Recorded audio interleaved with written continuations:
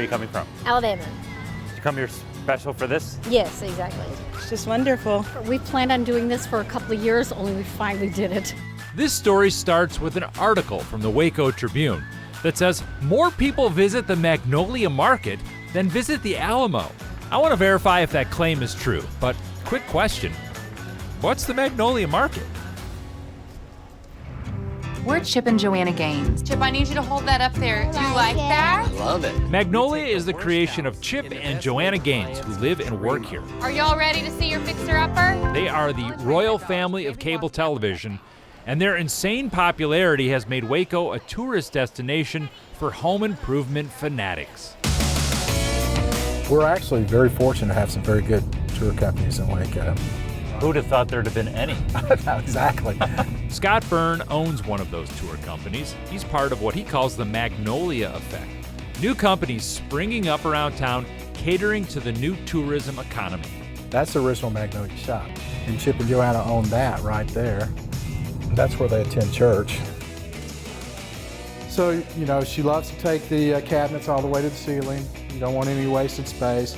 Scott also bought one of the houses seen on the show. It's a highlight of his tour, with visitors snapping up home improvement ideas to take home for themselves. The Three Little Pigs house rents for up to $550 a night. When you decided to start this business, did you have some projections? I did, and I blew past them really fast. All right, let's get back to that tourism claim. The Magnolia Market does not publish attendance information and declined my request for an interview, but it does share information with Carla Pendergraft with the Waco Convention and Visitors Bureau, and she's the one who's saying they've got more visitors than the Alamo. So you started a little controversy, though. Did I? I think you did, didn't you? They have an infrared counter somewhere there that counts the number of people going through the gate.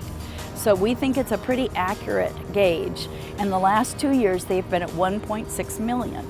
More specifically, 1,619,925 visitors. Sounds official, but how accurate is it? Well, here's how infrared technology works. You can't see it, but at a point of entry, the beam gets broken every time someone walks through.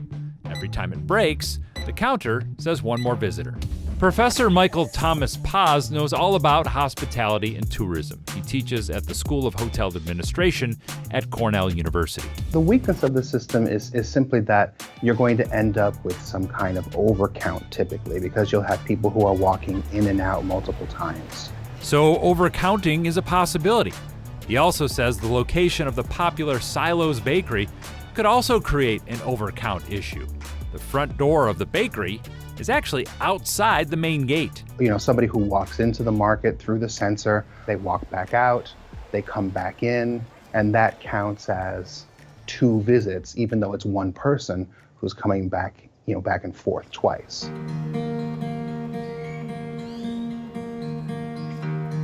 Why is this important to the whole world? I think it's the universal values that it represents. Bravery, self-sacrifice, honor, standing up for something you believe in, even if it's going to cost you your life. Dr. Bruce Wenders is the curator of the Alamo, where visitors are counted by infrared technology when they come through the front door of the iconic church. How many visitors does the Alamo get? In press releases, the Texas General Land Office, which controls the Alamo, says over 1.5 million visitors every year, which means the Magnolia wins by almost 120,000 visitors. But there's a problem.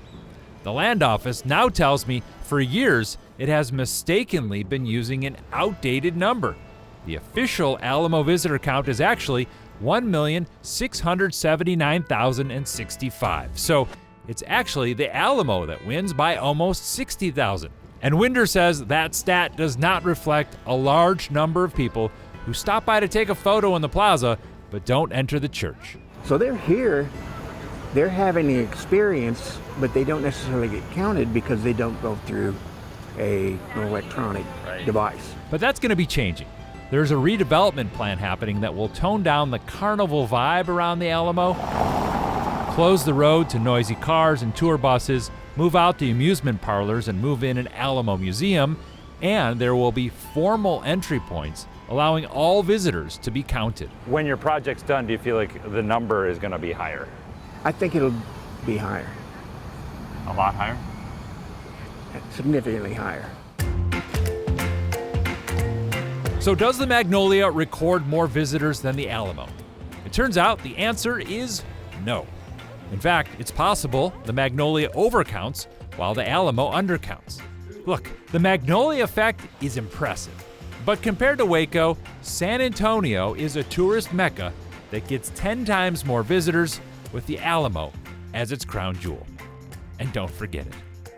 If you've got something you want verified, send me an email.